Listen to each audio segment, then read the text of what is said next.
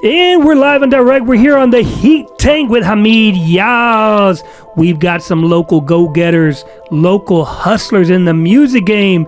This is a show with no intro because all we do is go straight to it. We're going to talk about marketing, branding, strategies, whether you're a personal brand or a business.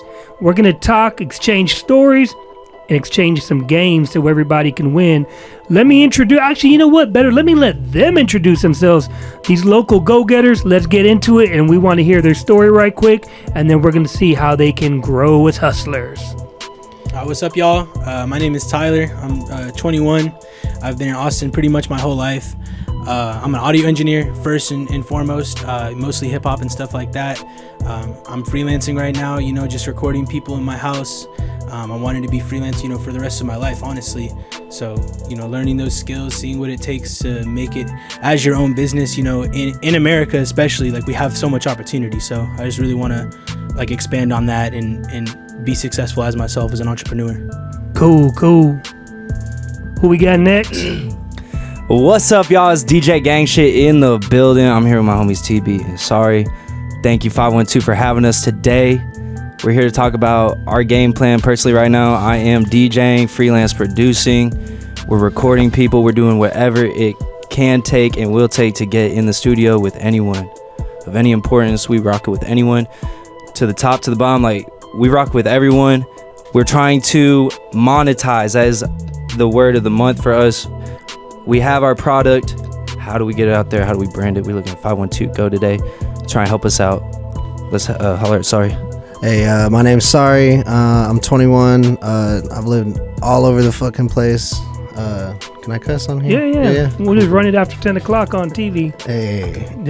Just be you. Cool. Yeah. So I do I basically freelance beat making, producing. I'm trying to I feel like I have what I want to do in mind. I'm just trying to better brand and market myself better. I feel like I have no real plan out there. Oh, you're gonna learn today, boy. You're gonna learn today.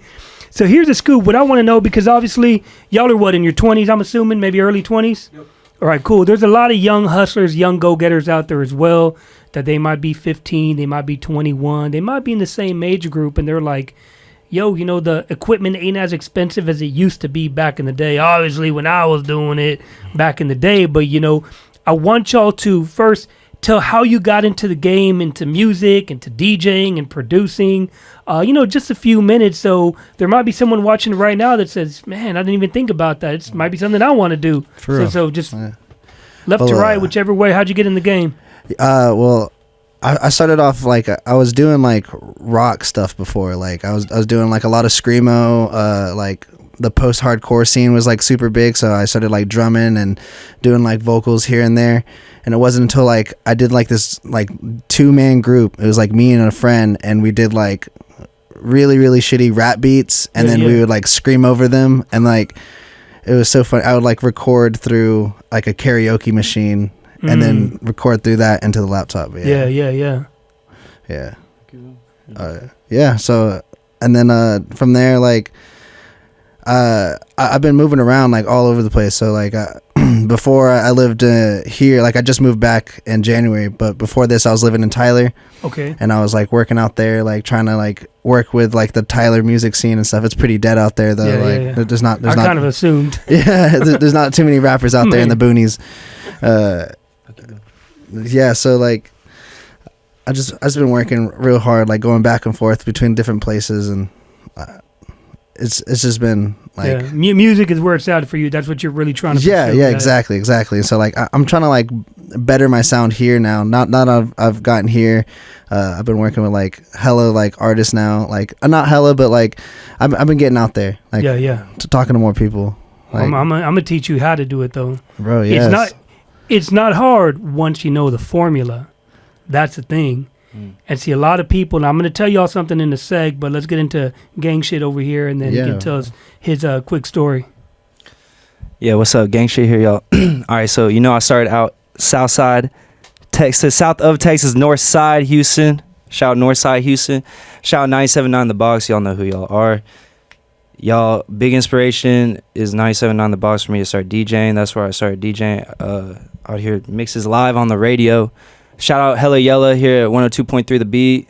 You know, he's doing his thing for the city right now, putting the city on his back. DJs, we still love y'all. Keep mixing, because that is what inspired me to start DJing. And then, you know, this is just my message to anyone who is like thinking about diving in. First of all, no one is born with the talent to do music. It is a learnable skill just like anything else. If you think you can learn it like you learn math or English, you can learn music. Yep. Like driving a car too.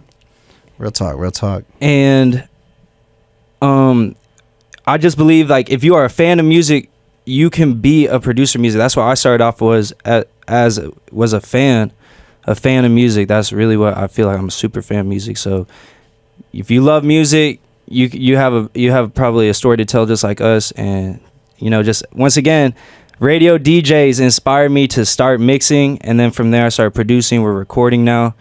You know, we love fashion. It's all that. If you love that, just jump right in. There's a spot for you.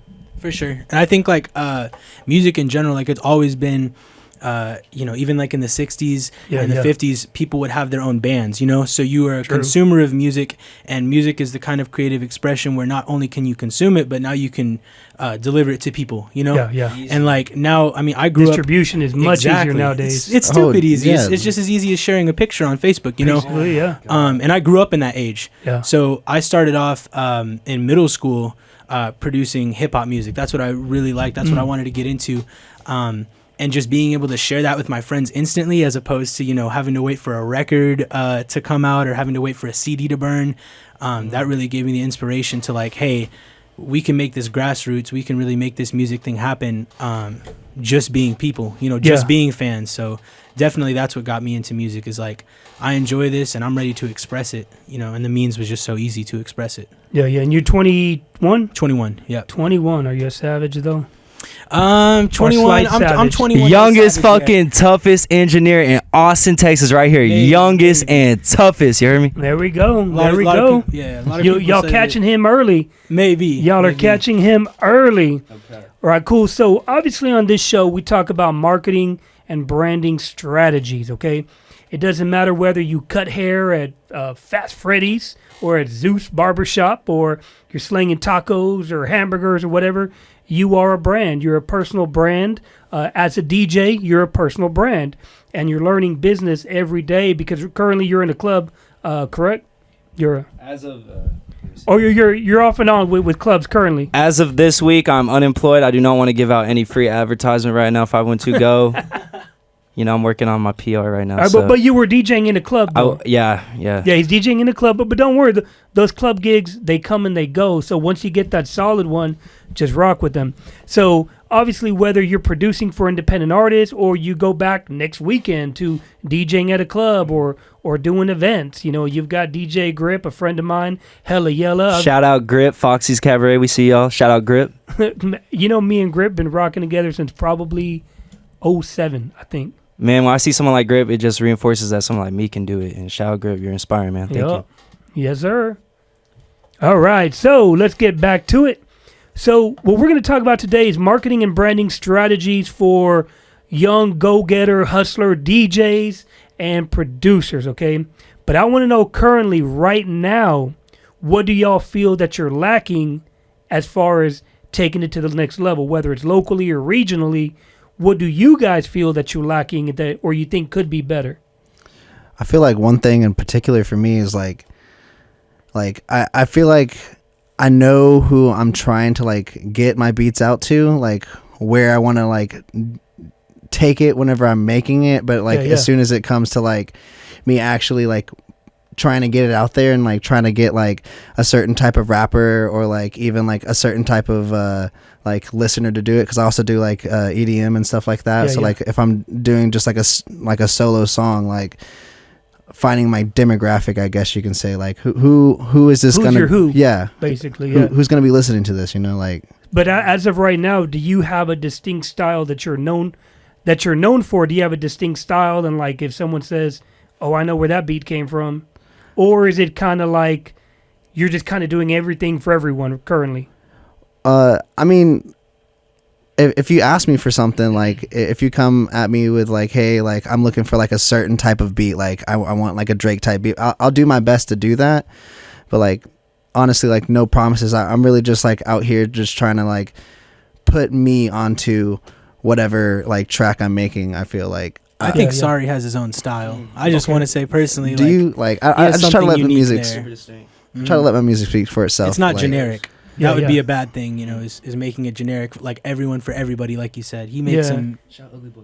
Yeah, shout out Ugly Boy Click for real though. Like they really been showing me a whole lot of love. Like DMT Realist too. Like he ain't part of that no more. But from day one, like they were the ones to like first ask me like, hey, can you produce an album for me? And I was like, you know what, like I'll give it my all. So I put out like a whole like seven track EP for them, and like I don't know for that was a different story though, because like I feel like they knew exactly what they wanted to do whenever they asked me to do it. Like they were like, we're trying to be on that like Lil Peep type wave, and they wanted like those guitar beats. So I was like, you know what, like I can do that. And like I feel like I'm a real sad boy at heart. Like I'm always like sad in my room. So like that was like my perfect niche. So I immediately hopped in my bedroom like 4 o'clock in the morning, and I was like, you know what, I could either be like drinking myself to death or like doing something stupid, or I could just be sitting here on the laptop. And I was like, I'm gonna play it safe right now.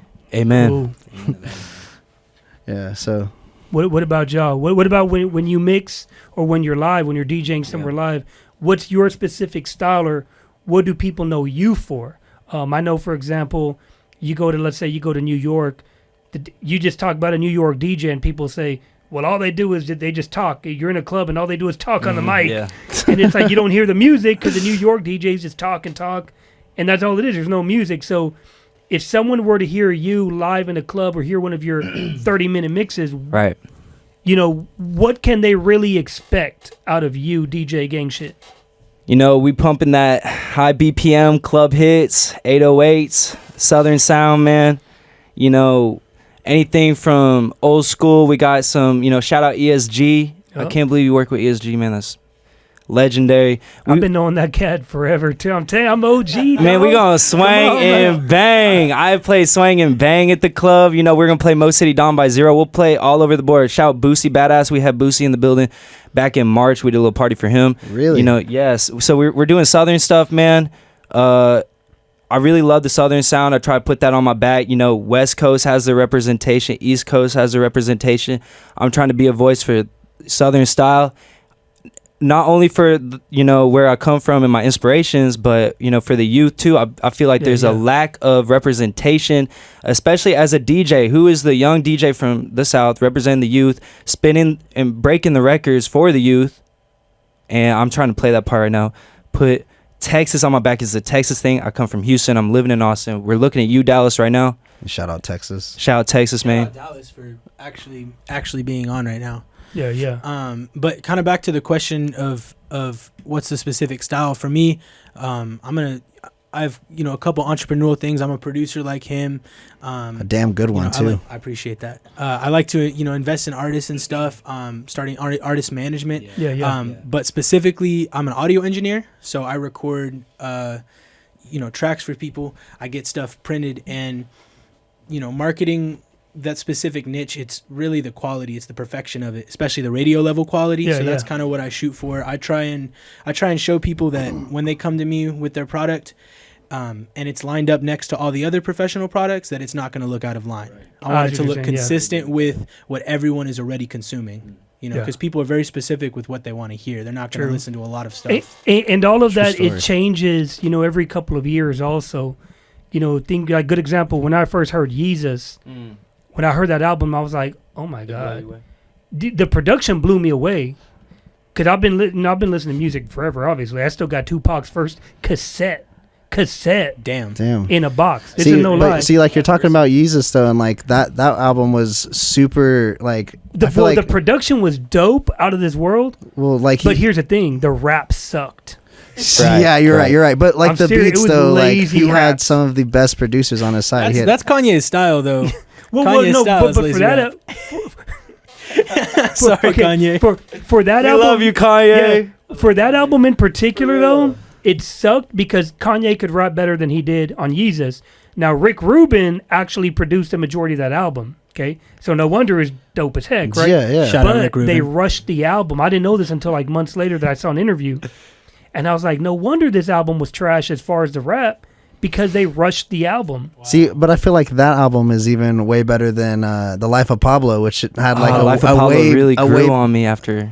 But it had a way bigger, like, I don't know. I remember Push for it. everybody was talking about The Life of Pablo. Yeah. Played like out. as much as they were talking about like Drake, like how months in Well, advance. because also he didn't put out an album for how long before Pablo? Well, the last one was Yeezus. Yeah, but what was it? There's like a 4-year hiatus. Do you see what I'm something saying? like that. 3-4 So that's years. why it got hyped up so much. Yeah. Yeah, you're right. I mean, like, and Panda was on the album. Yeah. Father yeah. Stretch My Hands. Some classics. So no, but you get what I'm saying now. Yeah, So yeah. now what happens is people anticipated for so long because there wasn't something prior to that. It's like if Beyonce goes 4 years without dropping an album, they're like, "Oh my God, Beyonce's dropping something." Allows you to Everyone goes redefine crazy. yourself. But the reason why I asked y'all about your specific style, okay, it gets kind of tricky with music, and the reason is because you don't want to be. How can I say? You might not want to be the producer that's only known for trap music, or only known for screwed up, slowed down. that's something I've been real worried Texas. about, man. Like, Exactly. 'cause, So everybody asked me for like the same type of beat, like, and especially ever since I did like the Ugly Boy Click album, like everybody's been asking me for like a certain type of beat, and like yeah, my thing is like I really want to be able to do whatever I want. I want free reign control of everything I do. Like I don't like. And that's really from a creative artist, like personal perspective. That's like doesn't typically like include the money. Like it's almost to sell out to put yourself in that box and be the trap producer. You want that creative freedom, and sometimes it's that choice. Do you want the creative freedom, or are you going to be willing to, or sacrifice some of that for the check, and or even the that's where we're at clout, right because like am I really gonna like sell out what I could really be doing just so like I can get it out to like this rapper or whatever, just because like they want it right now because they feel like that's the wave. Am I really trying to ride a wave, or like pave my own road? Like, you might also be creating a new wave, though. That's the thing, because obviously music. I mean, if you listen to a rap or a production from 1984, but no one tells you what year it was recorded, you automatically know, like, yo, they was rapping like that in 84, and then it's something in 99, then something in 05.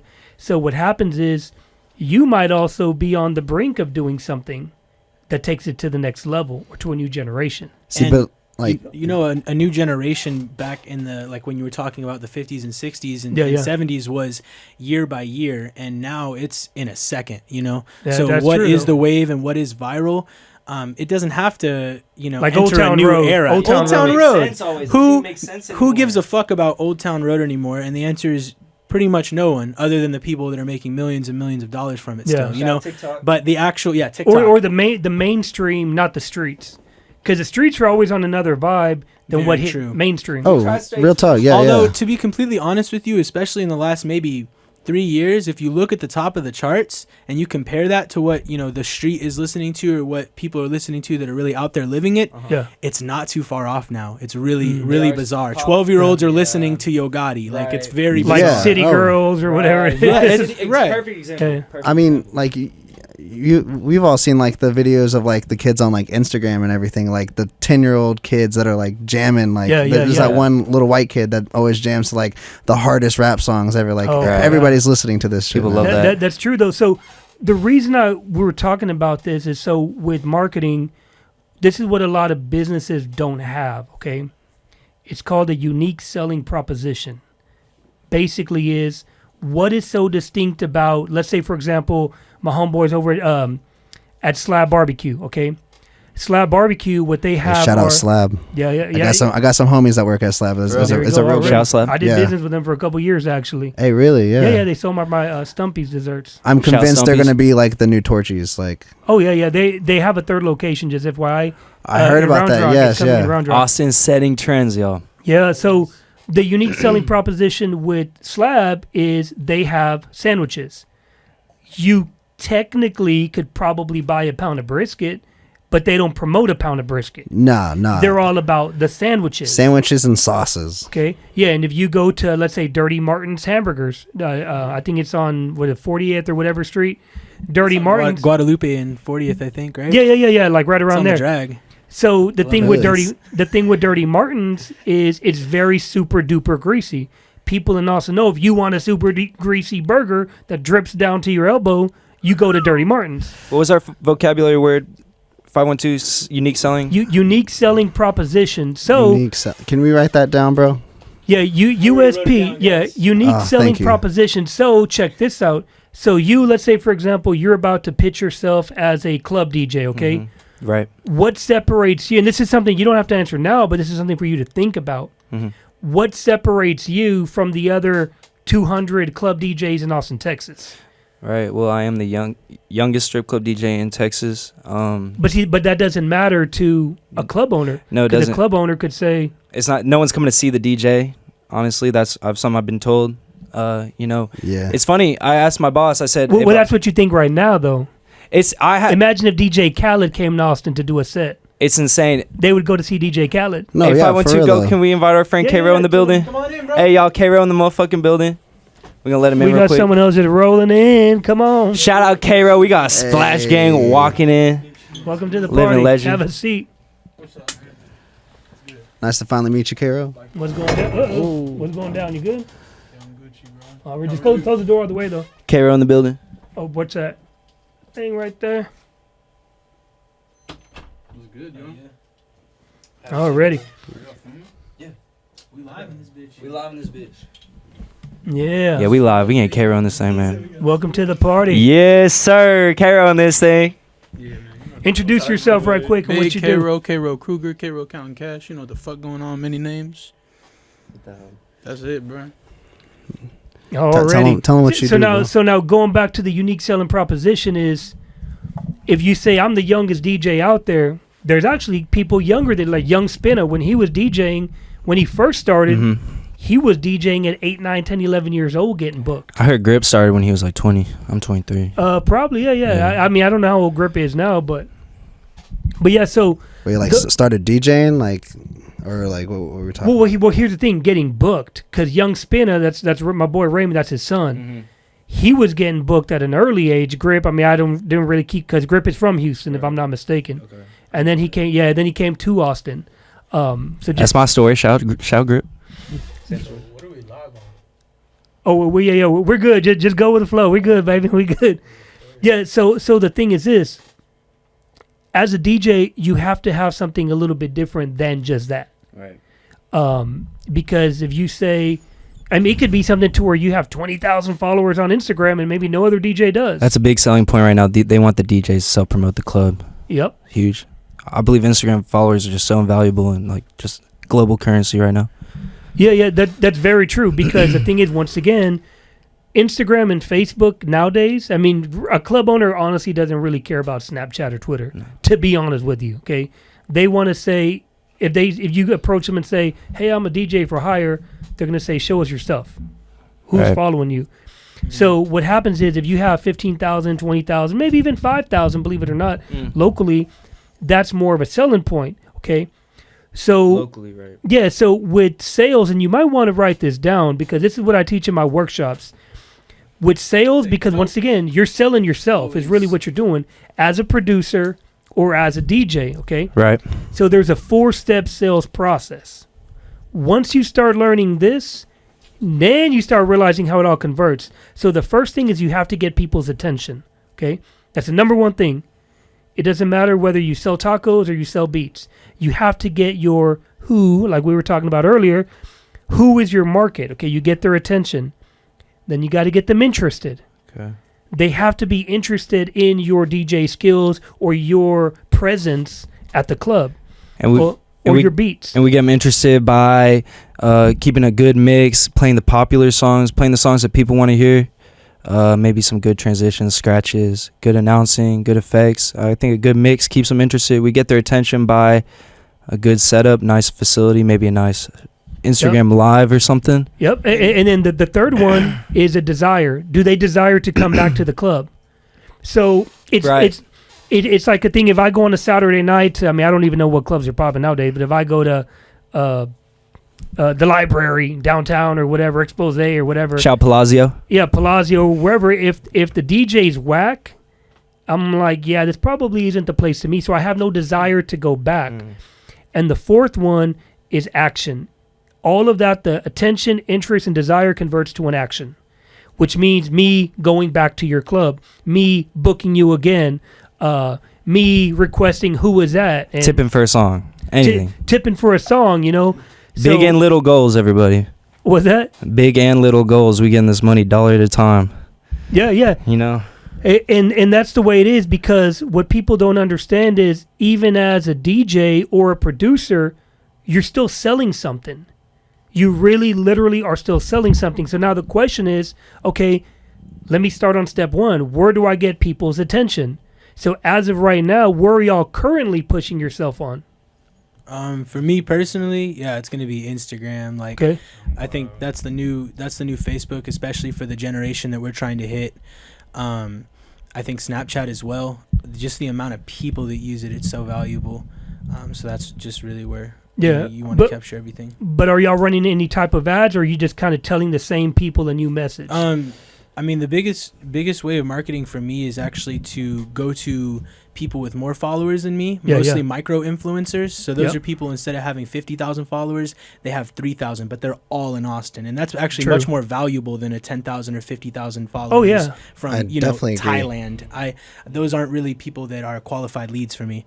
So I go to those popular rappers' pages and all these people's pages, and I just interact with them, because that's all you can do on social media. So I like their posts, and what that does is it puts your profile in front of their face. 9 times out of the 10, they're going to click on it, and 2 times out of 10, they're going to be rappers that need me to engineer for them. What was the first step that I told you?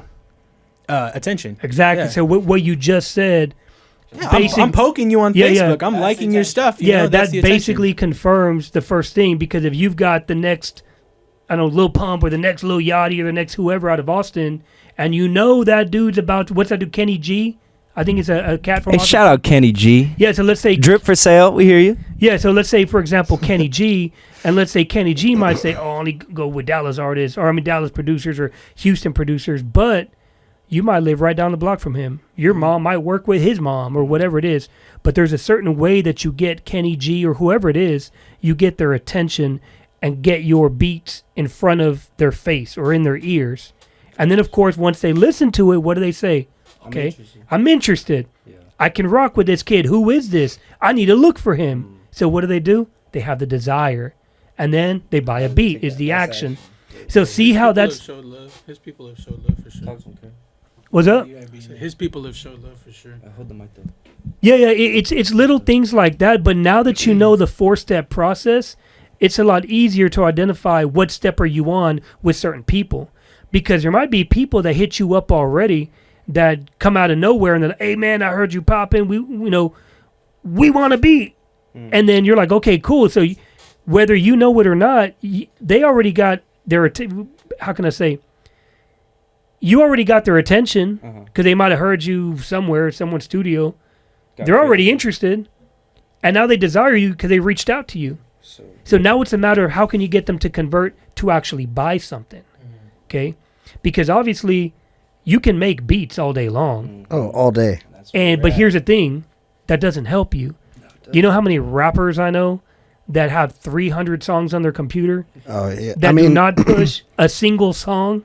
I mean, yeah. I mean, you got to build up your library before you can even push yourself. Though. Yeah. It's like my biggest thing. You might think though. I mean, you don't have to build up a 300 or 400 catalog. That's true. People track catalog. like one song. Yeah, it's a good example. Like their first song, and just about how you get it out there. Yep. Look at what was the dude's name? You gotta target your audience and stuff like that.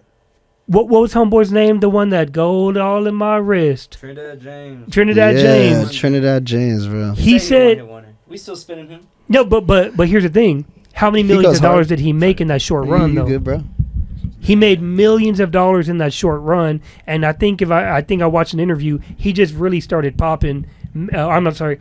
It was only a year prior that he started rapping. Do you get what I'm saying? Like 1 year prior, he started rapping. And then Fetty Wap, when Trap Queen came out, what a lot of people don't know about Fetty Wap is he was pushing Trap Queen for 2 years locally. Really? Look it up. Wow. For 2 years on a local level, he was pushing Trap Queen. And finally it got picked up, national, and took off. It was an old song, but it was new to us. 2015, 2016 Fetty Wap. I don't think I've seen someone do something like that since. That was so legendary. I was mixing at Texas State. 2016 Fetty Wap, Drake, Summer 16, What a Time to Be Alive feature. It was crazy era of music, yo. Yep. You know, I think like a lot of talking about like what is gonna get a song to pop, or like saying like, oh, you have 300 songs versus one. Like something you have to ask is like, is the song great? Yeah, or yeah. is the product great? Like if you're True. wanting to get general with marketing, is like the only way people are gonna have the interest and the desire is if it's a great product. So you can get True. their attention and say, Well, hey, people look also at me. listen to trash though too. True, but it's to them. But to go it's far- still a great product. You're not. Yeah. I don't think anyone is gonna It's say this song subjective is trash to- and I like it. You know. It's subjective. It's good example when Chief Keef first started putting out videos. Okay, they were like the trashiest music videos we've ever seen. That was the Yeah. And, well, I'm We talking love about that shit. I mean, no, that's what I'm saying. So here's the thing. So while Kanye and everybody spending $1 million a video, Chief Keef goes to Best Buy with his homies and gets a little Sony hand. Might have even been with an iPhone for all we know. So when those videos came out, the industry execs were like, hold on, this literally looks like somebody recorded on a phone or went to Best Buy and bought a Handycam. But here's the thing. Even though it was low quality production trash, it didn't matter. 'Cause it's genuine. It was the music that they were like, yo, the music goes hard, and the real ones don't really care about a $2 million budget video. We want the trap, like we want that. I think the shitty video was actually harder. I think the shitty video is what it looked really more did. gangster, Yeah, right? that's what I'm saying. So you know, another one man's trash is another man's treasure at this point. Like you gotta look at it from like a customer's perspective, you know? Yeah. So if it's gonna be good for them, it doesn't matter what the budget is, like you said. Yeah. You know, is a Chief Keef fan really gonna care about a $2 million budget video? Hell no. Hell no. Exactly. He's gonna care about that real shit. you So know? exactly. So one thing that I've obviously been doing for years is I always put myself on, okay? And what I mean by this, so this is what I'm saying for y'all. These are some tips and tricks, okay? As producers and as a DJ, okay? You've got connections with the club. You already know music, okay? Don't wait for people to give you an opportunity to say, hey, you want to come DJ my club? Hey, you want to... This is what I would highly recommend, okay? This is an idea. Whether you write it down, you remember it, whatever, it don't matter. I need this one. Yes, and what I mean by putting yourself on is create your own hype by creating your own show, okay? So check this out. I was talking with a friend of mine that's a gamer. Actually, I'm sorry, he was a client. The other guy was a skateboard guy.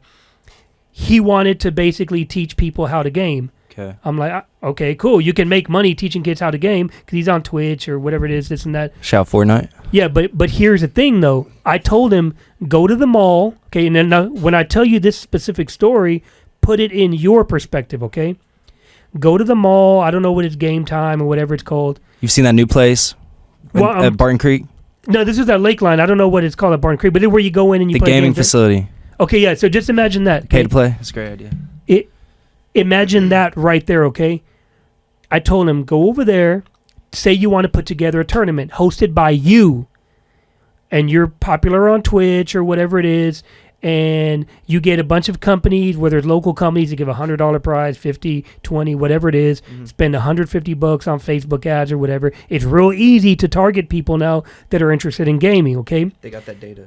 Yeah, you make the event hosted by you. So just imagine this. Let's say there's an ATX beat battle, okay? Hosted by who? Us. DJ Gang Shit, You TV four right Sounds. there. Sorry, Official, K-Ro, Count DJ Cash. Gang Shit is going to be spinning all night long. You're the host, okay? You're spinning. You're the host of the actual event, okay? And these two got the produced tracks for spinning them. So what happens is all of the producers are coming to you guys. All of the rappers are coming to you guys. So as y'all are putting this together and then start running Facebook ads and Instagram ads, guess who people see? Us. Y'all four. Let me tell you well, first of all, I'm going to ask y'all, what is the secret to marketing? There's one main secret goal that a lot of people don't get right, okay? Filling a need, a capitalistic need. Okay, could be one. What do you think? I could not answer you, man. I'm like, No, it's okay if you don't have an answer. That's totally cool. What do y'all I feel think? like the best way to market yourself is be yourself. You feel me? Okay. Well, that's a way to market yourself. But what's your ultimate goal, though? To make money. Good. I mean, you can make money like Trinidad James did, and then he fell off. Yeah, I don't care about getting famous and shit. I just Yeah, want yeah. money. On the down low, you just want to keep the bread coming in. Yeah. What about you? I would say like the dollar cost per like qualified lead, like how much money are you investing in your marketing versus how much you're getting back. So if I'm making $100 and I spent $20 on marketing, like I think that's the biggest part. Yeah. Is the ratio. So I like the way you think, but let me tell you the reality, okay? No, I like this guy. You need to keep this dude around. He's on it, okay? He's now been saying taking some words. applications for management. No, I'm serious. Seriously. He's been saying certain things. I'm like, yo, this dude knows what's up. He's Okay. barely 21, y'all. I don't know. He ate his Wheaties. TB's a smart dude. He needs to stay on the team. Here's your ultimate goal with marketing, okay? And I talk about this on Instagram, the 512 Go, by the way. You'll probably see it on the screen. Is to magnetize yourself to where people come to you, okay? That's what we're trying to do. If Kanye West shows up to Austin, Texas, and just says, I'm in Austin at the Four Seasons Hotel, how many people do you think are going to roll up? They don't even care if Kanye talks to them. They just want to be in his presence Insane. because he has magnetized himself as a brand. Whether you say, I just like him for his appearances on the Kardashians, or I love his production, or I love his raps. He has magnetized himself to draw people to him. Okay. Now, of course, how do you do that? Whether it's Facebook or SoundCloud or television or podcast, there's so many different outlets that you use as a platform to magnetize yourself. Okay.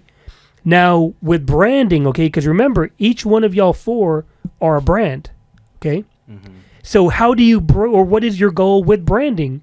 And I'm going to tell you, this is what a lot of business owners don't get right. And I deal with business owners literally every week. No, I'm serious. Your ultimate goal with branding is to be the first or the only one that comes to mind when your product, when your customer or your client is in need of that. So, good example. If, let's say, for example, if I'm a local rapper, okay, and I need someone to make some beats, I need to go to you guys first, okay? But you haven't branded yourself, you haven't magnetized yourself enough for me to flock and run to you, okay? And I'm just saying in general, not just you specifically, but as producers in general. Do they have people knocking on their door, getting in their DMs nonstop every day, ready to pay? Because see, here's the thing. You guys are young, and a lot of dudes your age, they don't got a lot of bread. So you might say the beat's 200 or whatever. I mean, just give me 250. We ain't putting on paper. Just 250 a beat. Right. But here's the thing, though. Hey, dog, but you my homie, man. Just give it to me for 50. Give it to me for 75. And you ain't going to make no real money doing that. You already know this. Right. I don't know what you guys charge for beats right now. But in the beginning, you got to give away beats. Oh, yeah. You know? I mean, that's definitely been something that I've been like trying to get more on top of is like I always try to like grab like rappers I go to like open mic events and stuff like that, like shout out Scratch House, like they always be putting on like hosted events and stuff like that. But are y'all going to someone else's event? Yeah, I mean, like it's other people hosting it, but I usually go and like for like the rappers that I produced for already, and then that gives me an opportunity for them to play my songs, and then after the show I can be like, yo, my name's Sorry, and then I could be like, yo, like you heard DMT's set, like I produced like half of his set or whatever, like if you're looking for beats, like hit me up, like, and I always do like everybody gets one free beat. Yeah, well, let me tell you, because I'm a sales dude, so let me tell you, what you did is good, but when you leave it up to them to hit you up, that's where you lost. Because the majority of people, like, oh yeah, what was that? I don't remember what they get confused, they forget. This is what I would recommend. If you're the one selling something, okay, this, once again, because I deal with this too, you say, let me get your information. It doesn't matter whether it's their Instagram, it doesn't matter whether it's their phone number, regardless of what it is, you get their information. And you say, did you like what you heard, what you hear, da-da-da? Yeah, cool. Okay, cool. Let me email you some of my production. Of course, obviously, it's tagged and whatever. Yeah. So what happens is you are now following up with the, like his word is, the lead. Because if there's someone that's interested in what you got, don't leave it on them to hit you up. Because you might be waiting a long time, brother. That's what I'm saying. Always get their information if they're interested, and then start hitting them up. Start building that communication with them, and your life will change. You know, trust not me. only just communication, but like we're talking about these socials. At the end of the day, like for what we're doing, we're going to be pretty much primarily on social media advertising, right? Yeah. You really have to build a personal connection with these people.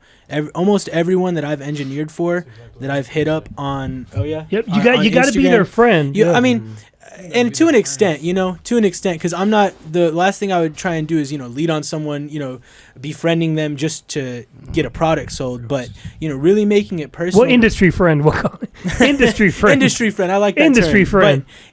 But, all socials, social medias, it's user generated content. So when you hit someone up, you're just another user. Even if you're a big brand, it's just like you're another user. So I just think that personal connection is really important. Oh yeah, you need it because here's the reality: what a lot of people don't understand.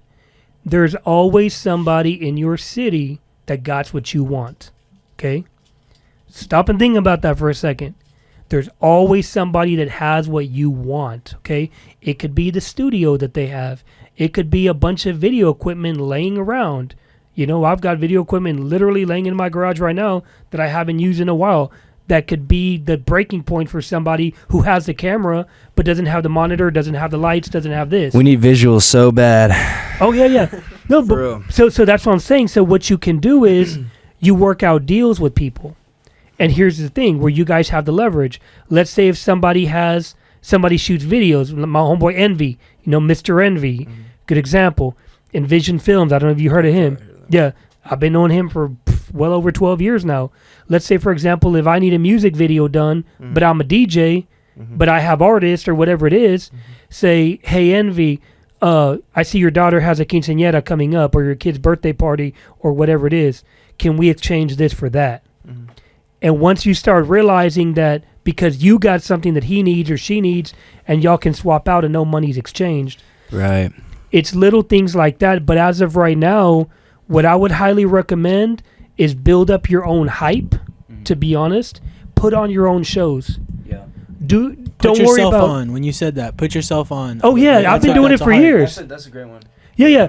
What was I just telling y'all a little while ago? The dude that hit me... I'll even show you the DM here in a bit. Dude hit me up to be on, oh man, I've been following you since this, I've been following you since that, da. We'd love to have you on our show, blah, blah, blah. Okay, cool. What's the schedule? Dude it says seen, looks at the message. It's been a week and a half. Dude hasn't responded. So in my opinion, it's like, why am I waiting? Imagine if I didn't have this show. Why am I waiting for this dude when I got my own shit going? We're not waiting on people anymore. 2019, we're getting straight to it. 512, go. I wanted to run something by y'all. Talk to me. All right, so, you mentioned throwing your own shows. The process, Sorry mentioned, we were getting stuck in that cycle. We're going to Scratch House, we're going to Empire, Stubbs, wherever, Vulcan. We're going to the show, we're putting in face. Not only are we marketing to the same crowd every other week pretty much because the same artists and stuff, but we are getting lost in the communication with the scene problem or like we're getting left on red, whatever. Everyone knows these types of issues. So, and I'm mentioning I'm having troubles at necessarily where a little farther. Yeah, you go like that. Just don't. Oh, my bad. So like Instagram Live. How can we turn Instagram Live? And I'm thinking about starting a DJ show on Instagram Live, a live mix. I figured out a way to wire the direct audio output so you can hear literally nice audio quality on a live mix. Okay. And maybe we can do for every 3-4 popular songs, we're giving the people what they want, a popular club mix. On the 4th or 5th song, we can throw in a local artist. Maybe we can sell placements. We can do our own placements for our friends on our own production tracks. We have free reign, but if we can accumulate some sort of consistent follower base on Instagram Live. Well, let me ask you a question first off. Is that going to make you immediate money? Not immediately, Okay. What you guys need right now is cash. right? That's the reality, okay? Or you need something that's equivalent to cash, which is more followers, Right. being seen, whatever it is. Exchange of services. Yeah, exchange of services, whatever it is. So before you worry about that, which is a good idea, going back to putting on your own shows, and I used to do this 10 years ago. That's why I'm telling you this. It freaking works, okay? Okay. Imagine this. You guys are the producers and the DJs. Mhm. Imagine you secure a show at, we'll just say Scratch House, whatever. Mhm. They're giving you August 1st or whatever it is. But you find a local artist that's popping, okay? Right. And this is what you do. You get them to pay for the promo, okay? Check this out. You get that local artist to say, whether it's one of your boys or whatever, say, here, look, it's going to cost $200 or $150 or whatever it is to headline the show, okay? We're doing this big show. We're putting in $150 of our own money or whatever. You put in $150 or $200, but you will be the headliner of the show, okay? So what's happening is, now that you have $200 or $300, imagine how many Facebook and Instagram ads you can run for Opportunity. 18 to 25 or 18 to 27-year-old crowd, male and female. Okay, so what happens is that other person now paid for 50% of your advertising, and you're going to reach 200 or 100% more people now. Do you get what I'm saying? So it's less money out of your pocket. I kind of see what you're saying. Do you get what I'm saying? You kind of create your own advertising opportunities through Yes. the services you provide because you don't have that capital. So you're getting that money value. Because look, here's the thing. Every rapper, put it like this, everybody wants to be the headliner. Right. We all know that. Exactly. Especially in Austin, if you can Yeah. imagine if you're the main dude or the main female on a flyer performing live at the whatever beat battle or whatever it is. So what happens is, what happens? That artist, who's that? He got everyone's attention. Let's say they never heard of, whether it's Kenny G or whether it's Green, or regardless of who it is, it doesn't Shout out matter. Young Green. Yeah, regardless of who it is, it does not matter. But remember, you've got something they want. You've got a show that's secured. And you're like, yo, you can be the headliner.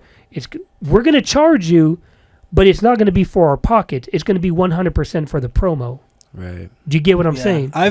So I threw like an independent totally show get that. during South by. It wasn't official, obviously, but Yeah. one of the things that I want to do in the future with shows is exactly how you said, getting someone popular to help invest into that show. But at the end of the day, the investment versus return, if everyone can go home at the end of the day with money from a show, I think I consider that a success, because it's so oversaturated in Austin. There's so many shows. If I had $700 cash in my pocket right now, we could all have a show where we're just sitting on stage at a bar doing this. It's not hard to make shows happen in Austin. So the real thing is like I said, investment versus return. Yeah, build up the buzz to get the people there. Can I put the $150 plus the $700 for the venue plus the $300 I'm going to have to pay the bar because we didn't have enough 21 and up? Am I going to get all that money back with the headliner? Right. And if I am, how big is that headliner? How much does he cost? So well, it all goes to how you promote it also. Because here's the thing, and your actual advertisements are a totally different game, because when you promote it to guys, for example, you can say, hey, bring your girl. It's a lot cheaper than taking her out to Outback Steakhouse or whatever. We used to do that. We used to run radio commercials like that were, because obviously there was no Facebook ads or Instagram ads back then in 07, 08. But we would specifically say, hey, come over here. It's only going to cost you $20 for two people instead of going $80. Yeah. And people are like, oh, yeah. Dudes were like, because one thing when if you saw my negotiating video, you want people to say, hey, that's right. Because when you get someone to say that's right in their head, it's a lot easier to get them to pay you whatever it is. But you kind of get the vibe I'm talking about in particular, because you guys are a team. You've got artists on deck. You've got producers on deck. It's all there. The whole production is almost taken care of. Now it's all a matter of how do you negotiate with the club, because some club, depending on the owner, they're going to say, oh, there's a $2,000 bar guarantee. If you don't guarantee us this, you got to pay us a difference. They're taxing the youth 512 go. They're taxing us. They don't want to see us grow. No, well, here's the thing, though, because they've got so many people coming at them. So when they got so many people coming at them, they're going to say, who's the better deal for my club? Because if everybody on a Monday, Tuesday, Wednesday, Thursday, Friday, if everybody wants to book a show and nobody's returning any money to the club. Now they're being real selective. Yeah. And my boy, y'all know the Dirty Worms by any chance? Do not. Look up the Dirty Worms, Smackola Dirty Worms. Definitely look them Shout up. out Dirty Worms. Yeah, Dirty Worms, rap rock group out of Austin. They've kind of like faded a little bit over the years. But the Dirty Worms have been the only rappers, okay, because Smack is technically the only rapper, okay, that have been able to fill up a club with 500 people to go see them. Right. This is no lie. Dirty Worms with a Z, by the way. But remember, they faded over the years, but from like 03 to maybe 2014, they were like the iconic group of Austin when it came to rap. Everybody else, don't get me wrong, you have Nook, Gerald G, Jay Capone, KJ Hines, Babu Blakes, but nobody was getting 300-400 people at a show to go see them like Dirty Worms. Right. But when Dirty Worms performed, they did a show. I'm talking about lights and lasers, and I'm not talking about Frank Irwin Center type of show, but I'm talking about for like a local little bullshit stage. They had it looking dope. So that's the type of thing where you might want to find a lighting dude, put him, bring him on. It's those type of things that really, once again, your unique selling proposition is if you tell a club owner, hey, we're not just going to bring a bunch of rappers that are going to grab their balls on stage and have 20 homeboys, which is what they do. I've been to every rap show in Austin. Yeah, No, I mean, you're more than right. You're more than right. You're definitely spot on. That's why we're not like so gun ho on the shows right now. We're trying to fall back, recalibrate. No, but here's what I'm saying though. If we know how to do them better, we're gonna go back to them. No. But what I'm saying is because remember, your target market are people that need beats. Okay. Right. So by bringing them all together at a show is how you corral them all, and then they can actually listen to y'all stuff live. It's not just about you DJing to make $100 or 200 or 300, whatever it is. It's about y'all bringing artists together to be able to showcase your production skills.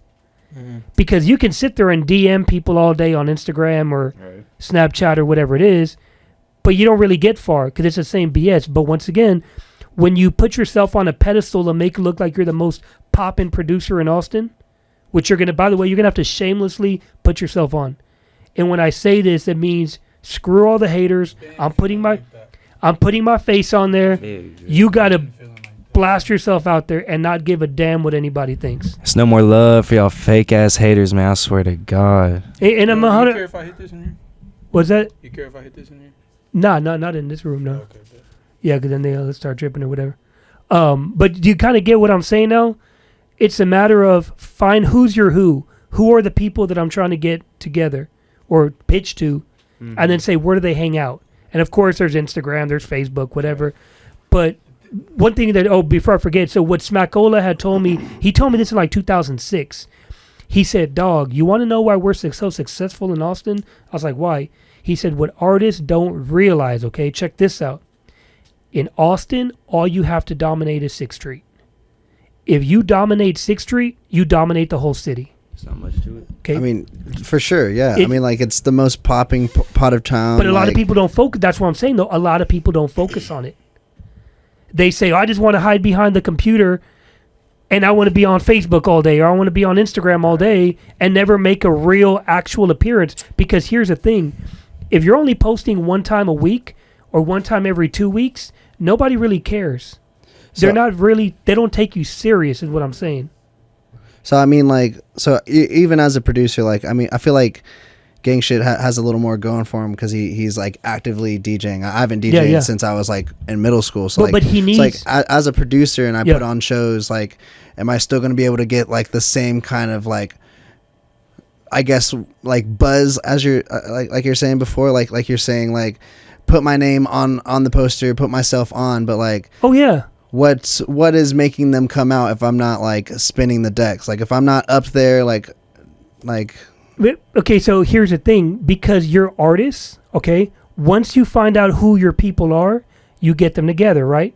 Now it could be at a house party. It could even really be at a house party. Realistically, it doesn't have to be at some big fancy show, but you get your artists, and once again, you got to do a lot of free stuff in the beginning. And I'm sure y'all have probably done a bunch of free stuff, right? Oh, okay. Loads. Trust me, I've done the same thing. I've literally done the same thing.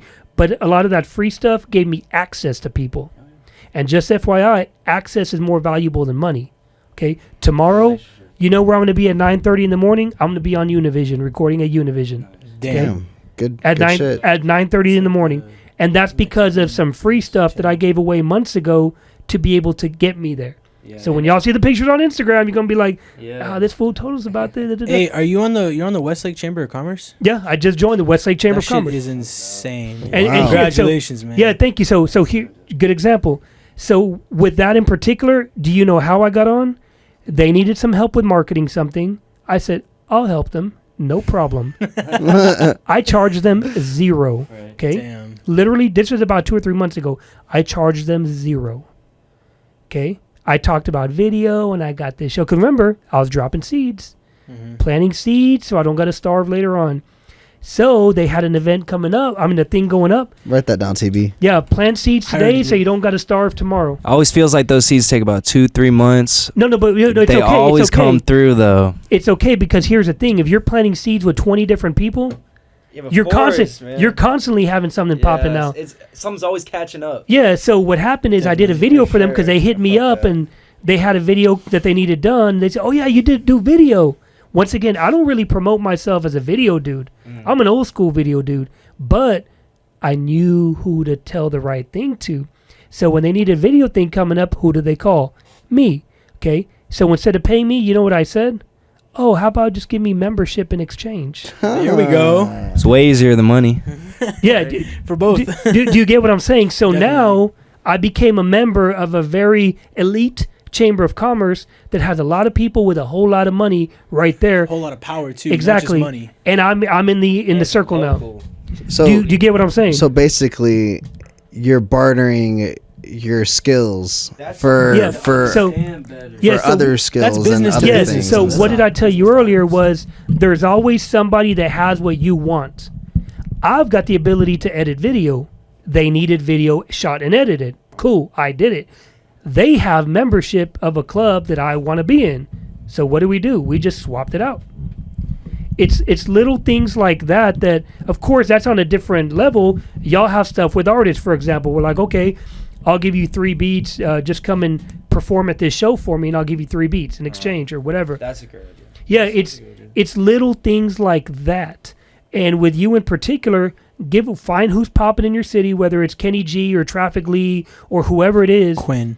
Who? Is it Lil Quinn? Quinn NFM. I've heard yeah, of I've him, heard of dude. him, Yeah, he's like the first like real viral actually getting up on the main hip hop scene rapper in Austin. Like not Kenny G's really out there too, but in terms of like wholesale Yeah. hip hop pop. So what's stopping he's you from on. getting into his circle?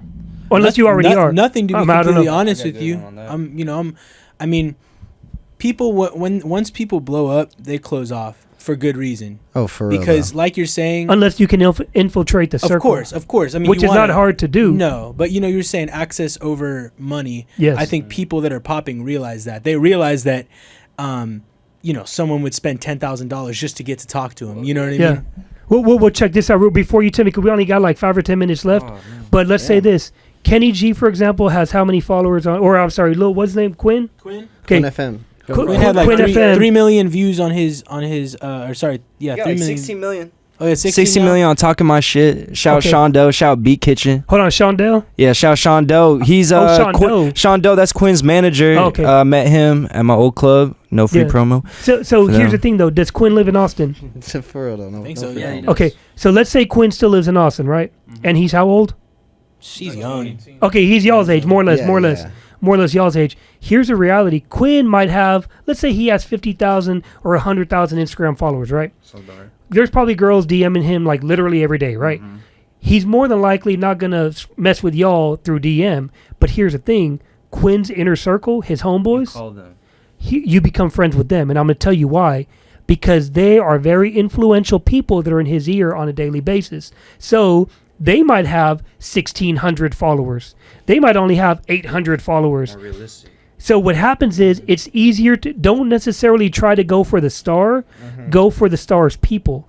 Because if you can win over the people by saying, hey, we want to give you some beats that are free, or listen to these beats or whatever. You might have 10 people or 5 people tell you that it's trash, but you just need one to say, yo, you're fire, man. Yeah, we want to give something to Quinn, no charge. Take it.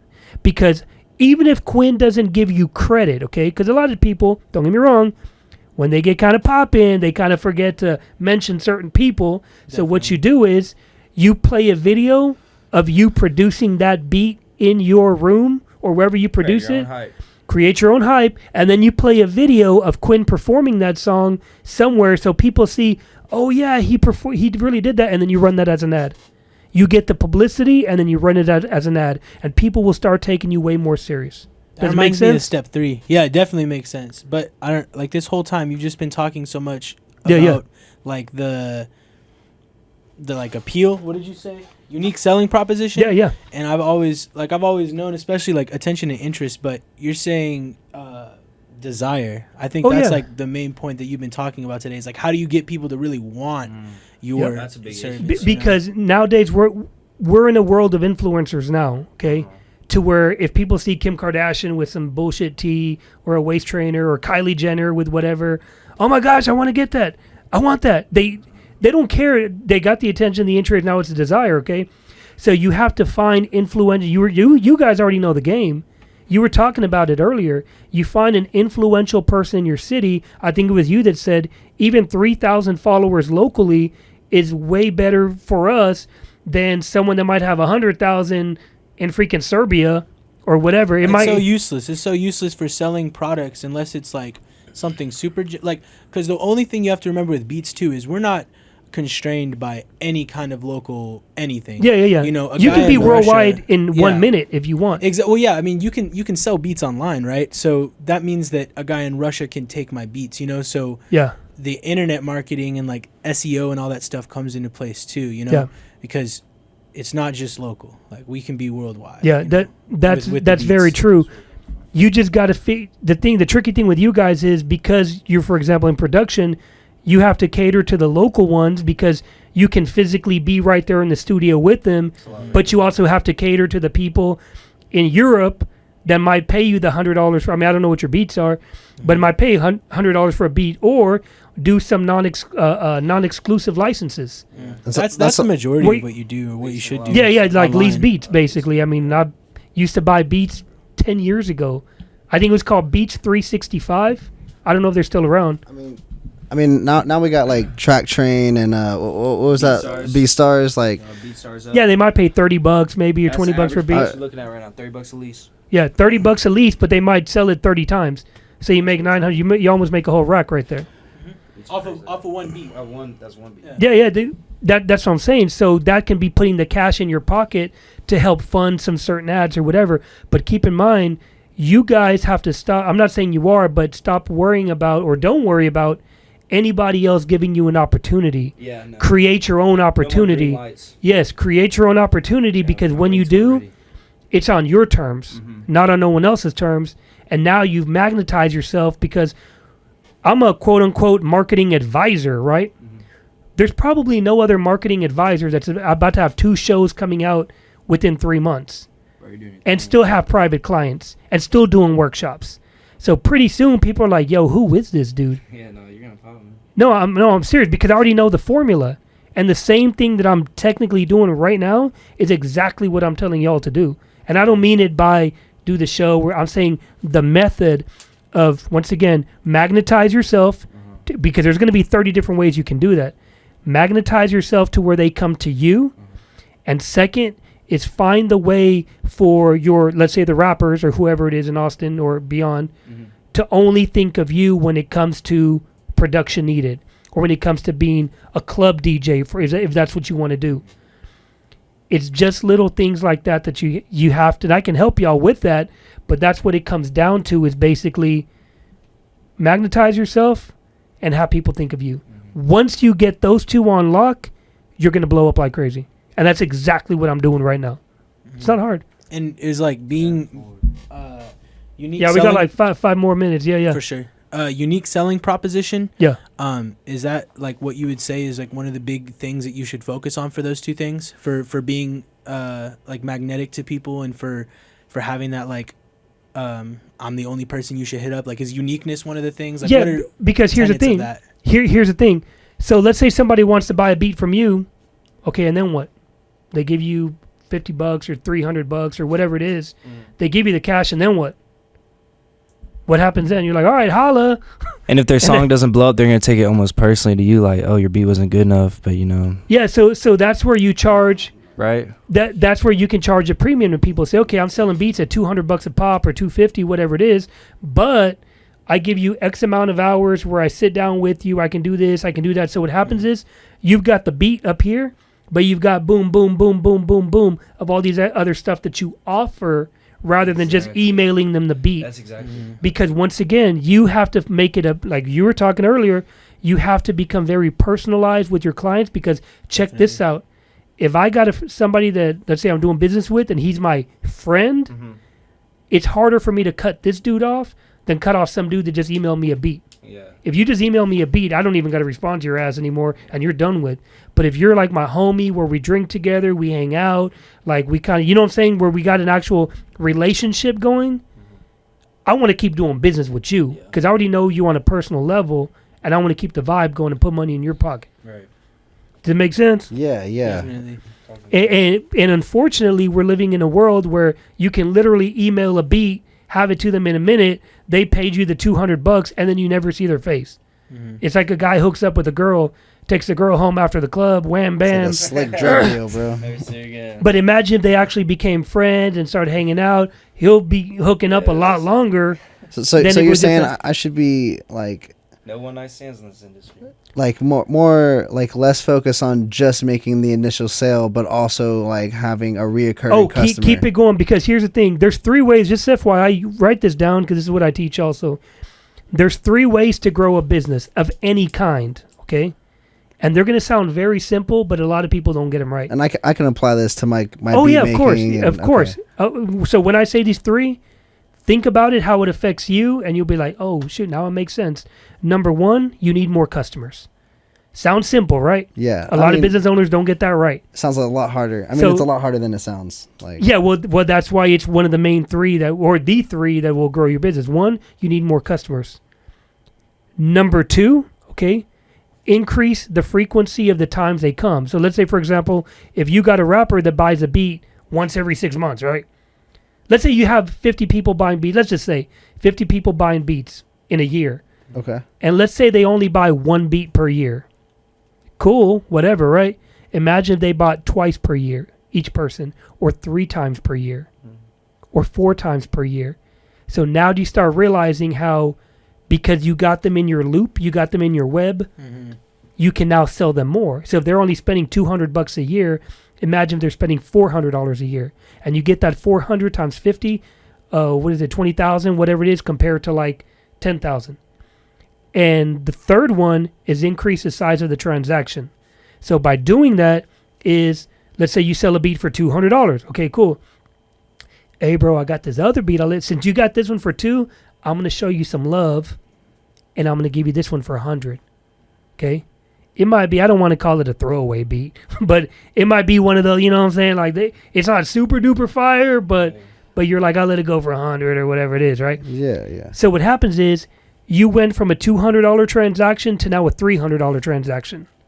So you just upped your money. Do you get what I'm saying? Yeah, yeah. It's Now almost imagine like doing I'm that- selling a car, and it's like, you know what? And I'll throw like this little extra like piece of equipment, like a better radio or something. in Yeah, there I'll for, throw like- you can get the 2-year extended warranty for $1,500. Yeah, yeah. Oh, you want the whatever package? Yeah, it's going to be an extra $300. So before you know it, a $20,000 car now brought in an extra $4,000.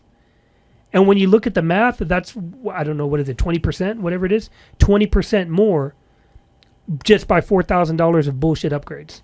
And it happens in every single industry. So just keep, yeah, so now that you got, I think he wrote them down. So now that you got those 3, that's what you got to focus on simultaneously while doing the other things I told you. Okay, yeah, So yeah. it's not hard. You just have to apply it to your specific industry. That's all it is. And I think something super important, at least like my own kind of venture with advertising, is like you really have to document and figure out what works and what doesn't, because like these are goals that you're giving us. Yeah, yeah. These aren't steps necessarily. Yeah. So by looking at these, I have to see, okay, I know I need to do this. I'm Yeah. going to try this. Didn't work at all. Yeah. I tried this, it definitely worked. I got to step 2. Okay. So you know what I mean? I just think documenting what works and what doesn't Yeah. in terms of these goals is really Hey, important. as once well. again, since you have the formula, there could be 10 or 15 different methods for each one Exactly. That all work. that all work. It just Yeah. depends on, once again, they call it A/B testing. We tried to That's do what I was this. trying to say, yeah. We tried to do this. It didn't work 3 times, but the 4th time when we put the Mexican dude instead of the white dude, or when we put the girl on the flyer instead of putting the dude on the flyer, little things like that is what you constantly have to try. You find what works and you rinse and repeat. That's all it is. Literally all it is. You said A/B what? A/B testing Okay. or just split I like testing. that. Yeah, split test. They call it split testing, A/B testing, but pretty much, I think we're pretty much done. Anything y'all want to close out with real quick? Any shout outs? For sure. Like, first, shout out my mom because I love my mama. Second, shout out Ugly Boy Click. Shout out Wonder Boy Wesley. For sure, TB and Gang Shit and Cairo. Like, we're about to be on the map soon. Like, you should just stay woke, keep us on your radar. Like, definitely, like, be looking forward to stuff. We're about to have a whole lot of new music coming out soon for sure. Yeah. Anything so? I'm Gooch. Man, shout out my people. Bitch. Big K-Roll in the building, y'all. Living legends right here, right now. Shout out 512 Go. Thank you for this opportunity today, man. No doubt. Y'all keep looking out. Don't sleep on us. We got some with TSF on the way right now. More shit to come. Once again, thank you 512 for having us. Y'all follow us on Instagram. Follow me, DJ Gang Shit on Instagram. Already. That's sorry.official on Instagram, and you can find me on SoundCloud too. Super quick. And then the business manager over here. Hey, I'm serious. Y'all need to keep this dude around because he knows what's up. Don't get it you messed have up. to do- TB is greatly appreciated around No, everywhere. I'm serious. Like this dude for being what, 21? You said barely Yes, sir. 21. Yes, sir. He's the GOAT. He's the GOAT. He knows what's up. But I'm gonna tell you something that I dropped out. I'm a high school dropout. Wow. There was Bullshit. nothing. There was nothing in school that interested me because they didn't speak my language. Yeah. I wanted to talk about making money and hustling, and they were talking about the War of 1812, and I'm like, True story, why do I bro. care about the War of 1812 and Pluto? Like, I really don't care. Okay, but what I'm saying is, you know what's up. But what I would highly recommend is simultaneously, as you build your brand as a producer, learn more about business, the certain terms that are used, because you already got it up here.